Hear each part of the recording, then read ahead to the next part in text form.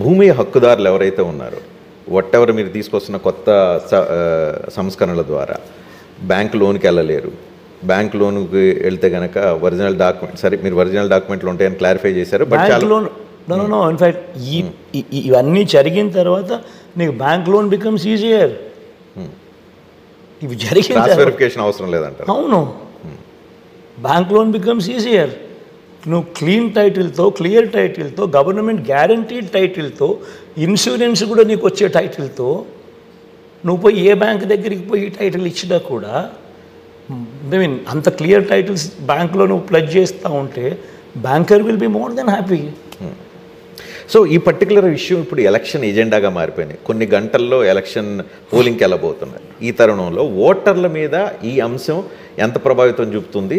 ఈ సందర్భంగా ఓటర్లు ఎవరైతే ఈ అంశాన్ని బేస్ చేసుకొని ఎవరైనా ఆలోచన చేస్తే వాళ్ళకి ఏం క్లారిఫికేషన్ ఇవ్వదలుచుకున్నారు?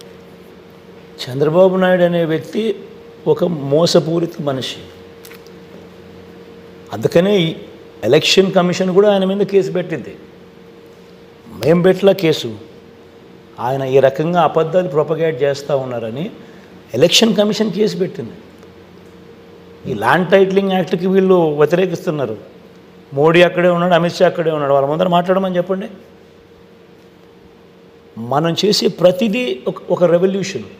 దేశం మొత్తం మనల్ని ఫాలో అవుతుంది. రేపొద్దున మనం తీసుకొచ్చే చదువుల విప్లవం కూడా, మార్క్ మై వర్డ్, దేశం మొత్తం ఆంధ్ర మోడల్ ఫాలో అవుతారు. మనం తీసుకొచ్చిన వైద్యంలో తీసుకొచ్చిన రిఫార్మ్స్ దేశం మొత్తం ఫాలో అయ్యే పరిస్థితులు కూడా వస్తాయి.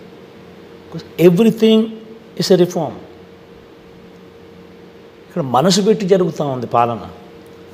సొల్యూషన్ ఇవ్వడం కోసం తాపత్రయపడుతూ అడుగులు వేస్తూ ఉన్నాం.